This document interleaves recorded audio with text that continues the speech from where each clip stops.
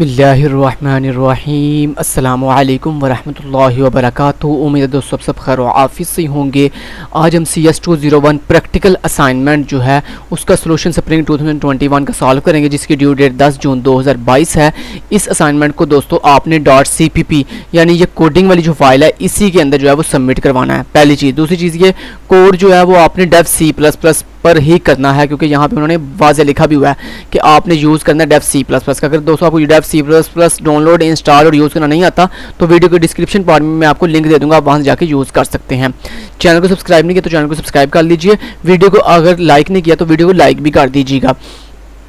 और दोस्तों मैंने आपको काफ़ी दफ़ा ये रिक्वेस्ट की हुई है कि काइंडली जब भी कोई असाइनमेंट आए या कोई GDB आए तो GDB के क्वेश्चन की पिक्चर लेकर हमारी वेबसाइट पे अपलोड कर दें, और जो क्वेश्चन फाइल है असाइनमेंट की वो जो है हमारी वेबसाइट पे अपलोड किया करें। कहाँ पे अपलोड करनी है? सिंपली जब हमारी वेबसाइट पे आप आएंगे, जिसका लिंक वीडियो के डिस्क्रिप्शन पार्ट में आपको दिया गया है। सिंपली यहाँ पे आने के बाद आपने लॉगिन वाले ऑप्शन पे जाके अपना अकाउंट लॉगिन कर लेना। उसके बाद यहाँ पे अपलोड की ऑप्शन है, अपलोड वाली ऑप्शन पे जाके काइंडली अपनी असाइनमेंट की क्वेश्चन फाइल जो है मस्ट उसी वक्त अपलोड कर दिया करें, ताकि आपके लिए जल्दी से जल्दी जो है वो सोल्यूशन क्रिएट किया जा सके।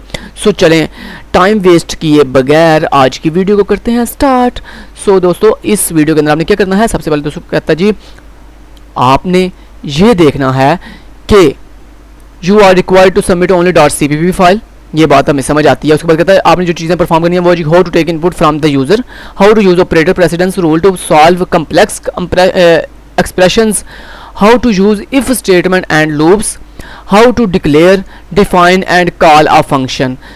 ये सारी चीज़ें आपको पहले से पता होनी चाहिए। उसके बाद ये कुछ बेसिकली इस असाइनमेंट का मकसद दोस्तों ये है कि आपको कुछ इक्वेशंस दी गई हैं, और उन इक्वेशंस को जो है वो एक ऐसी फॉर्म दी गई है कि आपको पता चले कि आप कैसे आप इनको प्रोग्रामिंग में लिखते हो, ठीक है। क्योंकि दोस्तों इक्वेशन को लिखना भी बहुत बड़ी महारत होती है, इक्वेशन को सही तरीके से लिखना भी बहुत बड़ी महारत होती है। क्योंकि आपको पता है इक्वेशन के अंदर जो मल्टीपल साइंस होते हैं उनकी प्रेसिडेंस को देखते हुए जो है वो हमारी अरिथमेटिक ऑपरेशंस को जो है वो सॉल्व किया जाता है।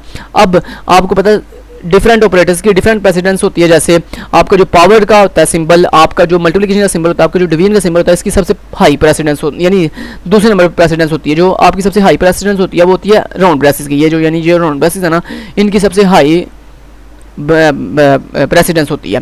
जो तीसरे नंबर पर प्रेसिडेंस होती है ना वो होती है प्लस और माइनस की, ठीक है। अब यहाँ पे देखें दोस्तों, ये जो इक्वेशन सर ने दी हुई थी ना, कहते हैं ये इक्वेशन नंबर 1 है, इसको सॉल्व करो, इक्वेशन नंबर 2 है ये इसको सॉल्व करो, इक्वेशन नंबर 3 इसको सॉल्व करो। तो मैंने ना आपकी आसानी के लिए ये देखें इक्वेशन नंबर 1 को प्रोग्रामिंग के अंदर कैसे रिप्रेजेंट करेंगे वो मैंने आपको लिख दिया, EQ1 इक्वल टू, इस तरह आप प्रोग्रामिंग में इसको रिप्रेजेंट करोगे।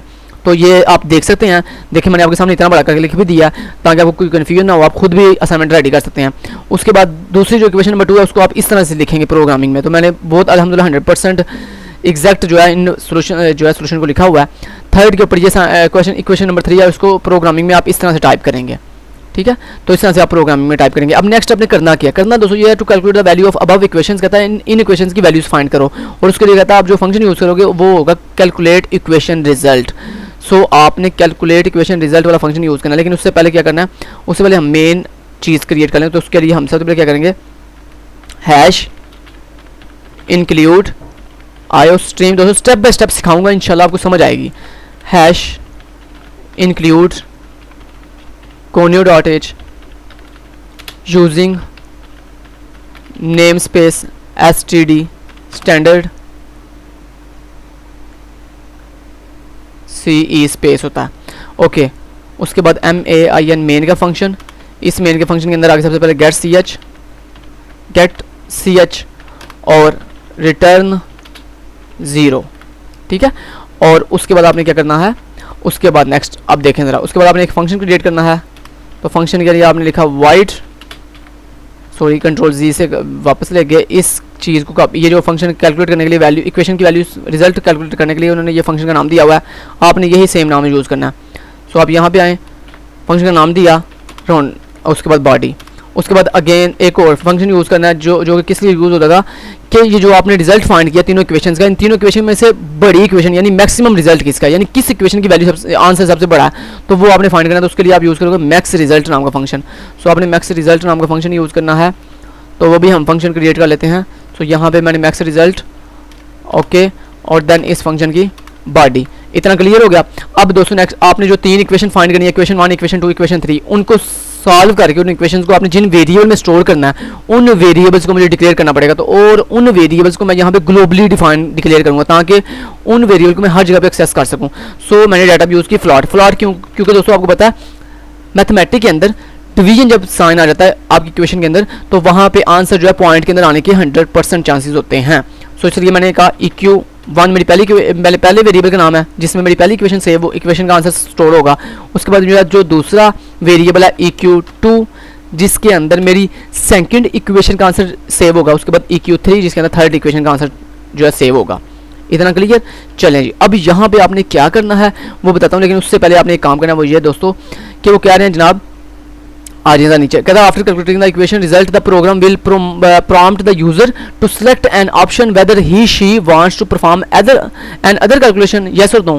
यानी वो कह रहे हैं जब आपने एक दफ़ा ये दोनों फंक्शंस कॉल कर लेने हैं यानी कैलकुलेट इक्वेशन रिजल्ट और मैक्स रिजल्ट, तो फिर यूजर से पूछना है कि क्या आपने कंटिन्यू करना है। तो उसके लिए आप क्या करोगे, उसके लिए आप डू वाइल लूप लगाओगे और डू वाइल लूप के लास्ट पे आपने एक वाइल ले ली और वाइल के अंदर लिख दिया CHOICE चॉइस अगर मैच कर रही है इक्वल टू किसके, कैपिटल वाई के, और आपने लिख दिया चॉइस जो है अगर वो इक्वल टू है स्मॉल वाई के।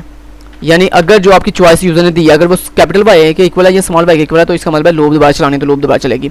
अब ये चॉइस वाला वेरिएबल है इसमें आप क्या सेव कर रहे हो, इसमें आप एक सिंगल करैक्टर वैल्यू स्टोर कर रहे हो यानी capital Y small N capital N single character. तो उसके लिए हम क्या टाइप यूज़ करेंगे और यहाँ पर लिख देंगे CHOICE चॉइस। ठीक है, अब हमने यहाँ पे क्या करना है, अब इस डू वैल्यू के अंदर आए और यहाँ पे आके हमने सबसे पहले कॉल करना है अपने इक्वेशन फाइंड करने के लिए इस वाले फंक्शन को। तो दोस्तों इस फंक्शन को हमने यहाँ पे क्या कर दिया, कॉल कर दिया। तो यहाँ पे माए और यहाँ पे आगे कॉल कर दिया। इसके बाद हमने क्या करना है, इसके बाद मैक्सिमम रिजल्ट फाइंड करने के लिए हमने इस मैक्स रिजल्ट वाले फंक्शन को कॉल करना है। यहाँ पे आए फंक्शन को कॉल कर दिया। उसके बाद दोस्तों हमने यहाँ पे ना एक बात बताता हूँ, उसके बाद आपने क्या करना है सी आउट के साथ यहाँ पे यूजर को लिखना है \n और आपने एक स्पेस देनी है और यहाँ पे लिखना है क्या वाला मैसेज देना उसको, आपने उससे पूछना do you want to perform any other calculation, do you want to perform any other calculation ठीक है, कैलकुलेशन और आगे आपने लिख दिया येस और नो। तो वाई के साथ येस और एन के साथ नो। उसके बाद आपने उसकी चॉइस पूछ ली, उसके लिए आपने लिखा सी इन यूज़र से वैल्यू लेने के लिए और आपने लिख दिया चॉइस वेरिएबल। तो यूज़र जो भी कहेगा येस या नो वो आपकी इस चॉइस वाले वेरिएबल में स्टोर हो जाएगा और उसके बाद आप वाइल के साथ कंडीशन चेक करके डू वाइल को दोबारा चलाओगे या नहीं चलाओगे। सो इतना आपने कर दिया, चलें इतना बढ़िया हो गया। उसके बाद दोस्तों नेक्स्ट देखेंगे ज़रा, सर कह रहे हैं कि आपने क्या करना है, डिफरेंट आइटरेशन चलानी है। यानी अगर यूजर कहता है ना यस तो अगेन नए सिरे से ये दोबारा डू वाइल लूप चले और अगेन नए सिरे से कैलकुलेशन इक्वेशन करे और दोबारा से मैक्स रिजल्ट फाइंड करे। तो यानी इसका मतलब क्या है कि यानी आपने पहले एक आइटरेशन चलानी है और फिर दूसरी आइटरेशन चलानी है और उसके बाद तीसरी जो होती है अब वो आपकी मर्जी, अब जितनी मर्जी आइटरेशन जो है चलाते जाओ। लेकिन ज़रा गौर से सुनिएगा, सर कह रहे हैं जो पहली आइटरेशन आपने चलानी है ना उसके लिए जो वैल्यूज होंगी ना वो स्टैंडर्ड होंगी। ये देखें सामने आइटरेशन की वैल्यू दी हुई है कि अगर आप आइटरेशन नंबर 1 चलाओगे ना तो उसके अंदर इन डिफरेंट इक्वेशन के अंदर ये जो डिफरेंट वेरिएबल आप यूज़ कर रहे हो ना ABCD उनकी वैल्यूज ये होंगी। लेकिन जब आप दूसरी मरतबा यानी यस कह के जब डू वाइल लूप दोबारा चलेगी तो उसके लिए जब आप इक्वेशन फाइंड करोगे ना तो उनके अंदर वैल्यूज कुछ और होंगी। और आगे सर कह रहे हैं for iteration other than I1 यानी पहली आइटरेशन के बाद आप जितनी भी आइटरेशन चलाते हो 2 3 4 5 6 10 15 20 25 जितने भी चाहते हो उन सब के अंदर वेरिएबल्स की वैल्यू कॉमन रहेंगी। कौन सी, आइटरेशन 2 वाली। यानी जो आपने वैल्यूज वेरिएबल्स की आइटरेशन 2 में यूज़ करनी है ना वही आपकी वैल्यू सेम, बाकी चाहे आप 50,000 दफ़ा भी आइटरेशन चलाओ सब में आइटरेशन नंबर 2 वाली वैल्यूज ही यूज़ होंगी। लेकिन आइटरेशन नंबर 1 और आइटरेशन नंबर 2 की वैल्यू जो है वो डिफरेंट होंगी। समझ आ गई? चलें अब हमें कैसे पता चलेगा दोस्तों इसने आइटरेशन 1 चलाई है या आइटरेशन 2 चलाई है। तो उसके लिए हमने क्या किया, यहाँ पे ना ग्लोबली डिफाइंड वेरिएबल ले लिया इंट आई के नाम से जिसकी वैल्यू 1 सेट कर दी। ठीक है, तो जब आई की वैल्यू होगी ना 1 तो हम समझ जाएंगे कि आइटरेशन नंबर 1 चलने लगी है। तो जब आई की वैल्यू होगी ना 2 या 2 से ज़्यादा 1 से ज़्यादा तो हम समझेंगे कि आइटरेशन नंबर 2 है या आइटरेशन 2 से ज़्यादा है। तो उसके लिए तो आपको बताना अगर आइटरेशन 2 है या 2 से ज़्यादा जितनी मर्जी जो सी मर्जी आइटरेशन है तो उसके लिए सारे ने बताया हुआ है कि आपने आइटरेशन 2 वाली वैल्यूज ही यूज़ करनी है। सो दोस्तों उसके लिए हमने यहाँ पे ना कैलकुलेट इक्वेशन रिजल्ट फंक्शन के अंदर आए और यहाँ पे आके लिखा इफ़ अगर जो मेरा आई वेरिएबल है अगर उसकी वैल्यू 1 है तो इसका मतलब है ये कौन सी आइटरेशन है, आइटरेशन नंबर 1।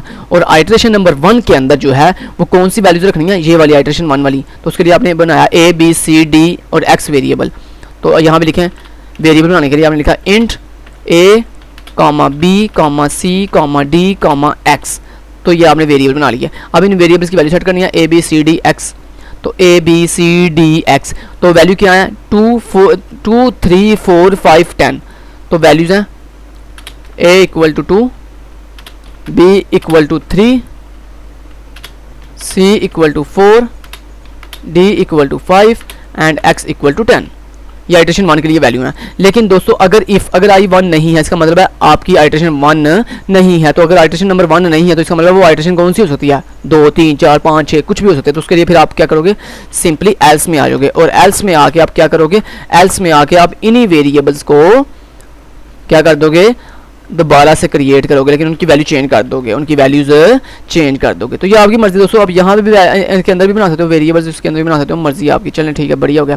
अब ये वैल्यूज आपने चेंज करनी है। तो आइट्रेशन नंबर 2 के अंदर वैल्यूज क्या है, ए की वैल्यू 6 से स्टार्ट हो रही है, 6 7 8 9 और 11 6 से स्टार्ट हो रही है। तो यानी 6 7 8 9 और 10 के बाद 11। ठीक है जी। तो ये वैल्यूज हमें सामने दी हुई है। उसके बाद दोस्तों आपने यहाँ पे ना वैल्यूज के बाद आपने अगर आइट्रेशन नंबर 1 है या आइट्रेशन नंबर कोई भी है, यानी 2 3 4 जो भी है, इफ के अंदर भी और एल्स के अंदर भी आपने वो तीनों इक्वेशंस पुट करनी है।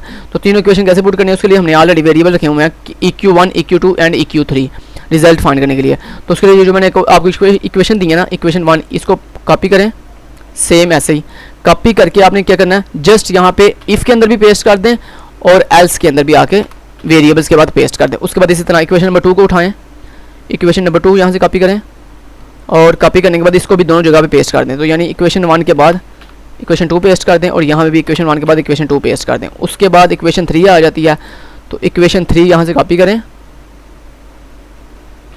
और दोस्तों आपके जो CS201 के शॉर्ट लेक्चर्स हैं उनकी कंप्लीट प्लेलिस्ट मेरे पास अवेलेबल है, यानी मेरी वेबसाइट के ऊपर भी लिंक्स अवेलेबल है, मेरे प्लेलिस्ट के अंदर भी यानी लिंक दिया गया है इस वीडियो के डिस्क्रिप्शन पार्ट में, आप वहाँ जाकर CS201 के सारे लेक्चर्स देख सकते हैं। सो इक्वेशन 3 को मैंने पेस्ट कर दिया एंड यहाँ पे भी एल्स में भी इक्वेशन 3 को पेस्ट कर दिया। लेकिन जनाब आपने तीनों इक्वेशंस का आइट्रेशन के लिहाज से जो है इक्वेशन कर दिया पुट। अब दोस्तों जैसे ही ये डू वाइल लूप एक दफ़ा चल के कंप्लीट होगी तो हम समझेंगे कि एक आइट्रेशन जो है वो सक्सेसफुली चल चुकी है। तो जैसे एक आइट्रेशन चल जाएगी तो उसके बाद हम क्या करेंगे, आई की वैल्यू को प्लस प्लस कर देंगे। यहाँ पर ऐसे लिखते हैं आई प्लस इक्वल टू 1, आप ऐसे भी लिख सकते हैं। ठीक है, क्योंकि कुछ स्टूडेंट कहते हैं जी हमने जी अभी तक जो है आई प्लस प्लस वाला ऑपरेटर नहीं पढ़ा हुआ। तो हालांकि प्लस प्लस का मतलब दोस्तों ये होता है, अगर आप लिखो 2 दफ़ा लिखो ना किसी वेरिएबल के साथ 2 दफ़ा लिखो प्लस प्लस, तो उसका मतलब क्या होता है, उसका मतलब होता है कि इस वेरिएबल की करंट वैल्यू में 1 का इजाफा कर दो। लेकिन चलें आपने अगर प्लस प्लस अभी तक नहीं पढ़ा हुआ तो सो आप ऐसे लिख सकते हो आई प्लस इक्वल टू 1। ठीक है, तो ये क्या करेगा, आई की करंट वैल्यू में मान लिया आई की वैल्यू 1 है तो 1 में एक का इंक्रीमेंट करेगा यानी उसको 2 कर देगा। तो उससे हमें पता चल जाएगा कि ये कौन से नंबर वाली आइट्रेशन है। समझ आ गई जी, चलें जी बढ़िया हो गया। अब दोस्तों आपने इतना काम जो है वो आपका रेडी है। अब आपने जो है अगर इसको कंपाइल करो, मैं आपको कंपाइल करके दिखाऊं तो यहाँ पे देखें दोस्तों ये कह रहा है do you want to perform any other calculation, यानी इसने वो रिजल्ट डिस्प्ले नहीं किया। तो रिजल्ट कैसे डिस्प्ले करना है, उसके लिए आप सी आउट करोगे तो रिजल्ट डिस्प्ले होगा ना। तो उसके लिए सिंपली दोस्तों आपने क्या करना है, आपने यहाँ पे अपना रिजल्ट डिस्प्ले करने के लिए सिंपली यहाँ पे लास्ट पे आके यानी इफ एल्स से बाहर निकल के, इफ एल्स तो सिर्फ इसलिए लगाया ना ताकि इक्वेशन जो है ना वो आइट्रेशन के लिहाज से सॉल्व करे। तो उसके लिए हमने यहाँ पे लिख दिया क्या बोला, एक स्पेस दी और स्पेस के बाद आपने सिंपली यहाँ पे क्या दिया, सॉरी क्या लिखना बोला इंग्लिश में सर ने क्या बताया हुआ है, इक्वेशन 1। हाँ यस सर ने लिखा हुआ है इक्वेशन 1, तो आपने यहाँ पे लिखना इक्वेशन 1 और उसके बाद इक्वेशन 1 का आंसर किस में स्टोर है, EQ1 के अंदर। सो इस तरह आपने इसको कॉपी एंड पेस्ट कर दिया, इसी को कॉपी किया और देन पेस्ट कर दिया 2 दफ़ा मजीद। तो यहाँ पे पेस्ट तो यहाँ पे आ जाएगा इक्वेशन 2, यहाँ पे आ जाएगा इक्वेशन 3, यहाँ पे आ जाएगा इसी तरह EQ2 एंड EQ3, इतना आ गया। उसके बाद इसको नेक्स्ट लाइन पे लेके जाने के लिए आप बैकस्लैश एन यूज़ करोगे, उसको भी नेक्स्ट लाइन पे लेके जाने के लिए आप बैकस्लैश एन यूज़ करोगे। चलें जी इतना आपने कर लिया। सो अब ये तो आपने कर लिया। अब मैं आपको दिखाता हूँ कंपाइल करके। सो यहाँ पे देखें दोस्तों पहली आइट्रेशन चली तो 10 1 और 27 आंसर आया। अगर मैं दूसरी आइट्रेशन चलाता हूँ तो यहाँ पे देखें 11 0 558 जवाब आया। और अगर मैं फिर आइट्रेशन चलाता हूँ तो उसमें भी यानी अब आप जितनी मर्जी आइट्रेशन चलाओ उसका सेम आंसर आइट्रेशन नंबर 2 की तरह ही आया, क्योंकि उसके लिए सामने एक ही सेम वैल्यूज दी, एक ही कॉमन वैल्यूज दी हुई हैं सबके लिए। ठीक है, चलें जी इतना तो आपने कर लिया परफॉर्म। अब नेक्स्ट आपने क्या करना है, नेक्स्ट दोस्तों आप अपने मैक्सिमम रिजल्ट फाइंड करना है। तो मैक्सिमम रिजल्ट कैसे फाइंड करते हैं, उसके लिए आप सिंपल लिखोगे इफ़ और इसके अंदर लिखोगे अगर जो मेरा EQ1 है यानी जो मेरी इक्वेशन नंबर 1 है अगर वो ग्रेटर है किससे, EQ2 से, एंड जो मेरा EQ1 है अगर वो ग्रेटर है EQ3 से, यानी आपकी जो इक्वेशन 1 है वो EQ2 से भी बड़ी हो और EQ3 से भी बड़ी हो, तो फिर आपने कहा इस इफ़ के अंदर आ जाओ और इस इफ़ की कंडीशन के अंदर आके दोस्तों अगर किसी बॉडी के अंदर सिर्फ एक ही लाइन ऑफ कोड लिखना हो तो उसके लिए हम बॉडी नहीं लगाते। सो आपकी मर्जी, आप बॉडी लगा भी सकते हो इस तरह से, ठीक है। चलें, आपने लिख दिया ऐसे, और इसमें आपने क्या लिख दिया, इसमें आपने लिख दिया सी आउट बैकस्लैश n और आपने लिख दिया क्या मैसेज सामने दिया हुआ है वो मैसेज देख लेते हैं। इक्वेशन रिजल्ट इज़ मैक्सिमम, तो इक्वेशन 1, क्योंकि इक्वेशन 1 बढ़िया ना दोनों से, तो so equation 1 result is maximum, ठीक है जी। तो ये आपने लिख दिया। उसके बाद दोस्तों आपने क्या करना है, इसी इफ़ को कॉपी करना है और पेस्ट कर देना, सिंपली यहाँ पे पेस्ट एंड पेस्ट। सो अब ये जो सेकंड है ना, इसके अंदर आपने क्या लिखना है, ये जो सेकंड आपने कंडीशन लिखी है ना इफ़ वाली, इसको इफ़ नहीं लिखना है, इसको क्या लिखना है, एल्स इफ़। और इसके अंदर आपने लिखना EQ2 अगर ग्रेटर है किससे, EQ1 से, एंड अगर EQ2 ग्रेटर है EQ3 से। सो यहाँ पे इसके अंदर आंसर आए इक्वेशन 2 रिजल्ट इज़ मैक्सिमम। और अगर दोस्तों ये तीसरी चलती है तो उसमें आपने कुछ भी नहीं लिखना, जस्ट आपने यहाँ पे ये पूरी कंडीशन हटा के यहाँ पे सिंपली लिख देना एल्स, बस आपका काम हो गया फिनिश। सो दोस्तों जैसे प्रोग्राम करवाया सेम एज ऐसे ही आपने करना है। अब आपको दिखाऊं रिजल्ट कैसे आता है भला। ये कंपाइल किया मैंने और यहाँ पे देखें दोस्तों, बूम, ये देखें इक्वेशन 1 10, इक्वेशन 2 1 और इक्वेशन 3 27। तो इसका मतलब तीनों में से बड़ी कौन सी है, इक्वेशन 3। लेकिन ये कह रहा है इक्वेशन 1 रिजल्ट इज मैक्सिमम।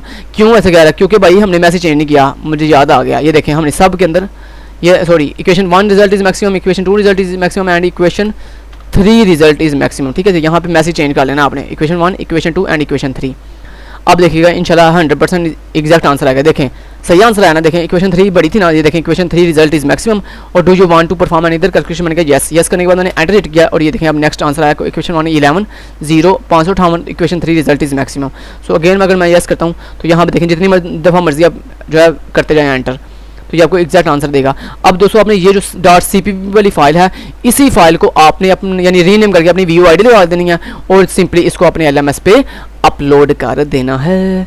सो दोस्तों वीडियो अच्छी लगी और प्लीज़ वीडियो को लाइक जरूर कर दीजिएगा, अपने चैनल अपने भाई के चैनल को सपोर्ट भी करें, क्योंकि आपको पता है आपका भाई इसी तरह 100% एग्जैक्ट सोल्यूशन वाली वीडियोज़ लाता रहता है। Thank you so much, till then guys, take care, अल्लाह हाफिज़।